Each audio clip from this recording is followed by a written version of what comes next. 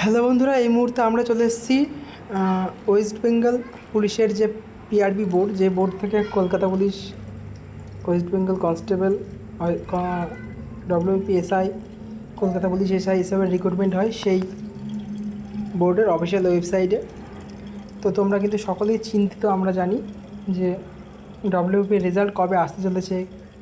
তো সেই সংক্রান্ত গুরুত্বপূর্ণ আপডেট নিয়ে আজকের এই ভিডিওটি বানাতে চলেছি।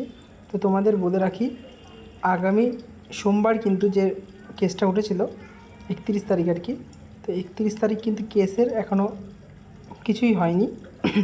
বিরোধী পক্ষের উকিল অনিন্দ্য লাহিড়ী তার বক্তব্য রেখেছে এবং সে আরও একটা সপ্তাহ সময় চেয়েছে তার বক্তব্য পেশ করার জন্য। তো তোমাদেরকে বলে রাখি যে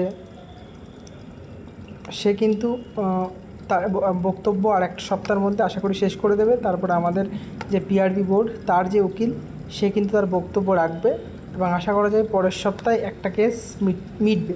ঠিক আছে, এই শুক্রবার সম্ভবত সেই কেসটা উঠতে পারে, যেহেতু কেসের এখনও ডেটটা দেয়নি কলকাতা হাইকোর্টের অফিসিয়াল ওয়েবসাইটে, তার জন্য আমরা সেটা সংক্রান্ত আপডেট দিতে পারছি না।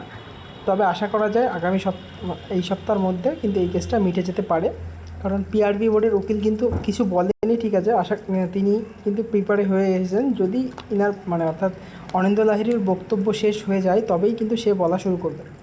ঠিক আছে, তো আর আমরা সকলেই জানি যে মাননীয় অমৃতা সিনহা কিন্তু একেবারে কোনো কেস কিন্তু না শুনে, একদম বিচার বিবেচনা না করে কিন্তু সিদ্ধান্ত নেয় না। তার জন্য সে, আর এখানে যেহেতু অনেকগুলো ছেলের ভবিষ্যতের ব্যাপার, তার জন্য সে সম্পূর্ণ কেসটা শোনে।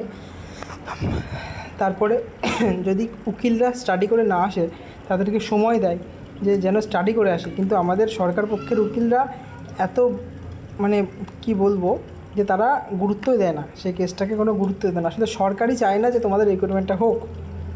ঠিক আছে, সরকার চায় না। সে তুমি আগের তৃণমূল সরকারই বলো কিংবা এবারের বিজেপি সরকারই বলো, সেই জবে থাকতেই বলুক না কেন যে আমরা রিক্রুটমেন্ট করবো, 16,000 পুলিশ রেডি। রিক্রুটমেন্ট কবে হবে? মাননীয় শুভেন্দু অধিকারী বলেছেন যে দুর্গাপুজোর আগে পুলিশ কিন্তু রাস্তায় নামবে। কবে নামবে তাহলে? রিক্রুটমেন্টটা হবে কবে সেটা বলো। অক্টোবরের মাসে পুজো, তাহলে যদি আমরা আগস্ট মাসটা ধরি, এই আগস্ট মাস সেপ্টেম্বর মাসে তো অন্তত রিক্রুটমেন্টটা করাতে হবে। রিক্রুটমেন্টের কোনো হাওয়াই দেখছি না। রেজাল্ট কবে, কেস কবে মিটবে, কী হবে, সরকার পক্ষের দিক থেকে কোনো পিআরবি বোর্ড কোনো হেরফেরই দেখাচ্ছে না, কোনো গুরুত্বই দিচ্ছে না মনে হচ্ছে। তো তোমাদের বলে রাখি যে এইভাবে চললে কিন্তু হবে না।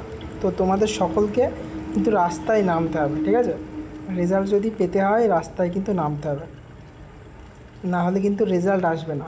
এইভাবে বাড়িতে বসে থেকে শান্তিপূর্ণভাবে ফেসবুকে তোমরা একটা করে পোস্ট করবে যে রেজাল্ট চাই, যাই করো না করো রেজাল্ট আসবে না। তোমাদের আমি বলে রাখছি, একদম প্রকাশ্যে নবান্নের সামনে গিয়ে ধর্ণা দাও, শান্তিপূর্ণভাবে আন্দোলন করো, তাহলে যদি রেজাল্ট আসে। তাছাড়া রেজাল্ট আসার তো আমি কোনো সম্ভাবনা দেখতে পাচ্ছি না।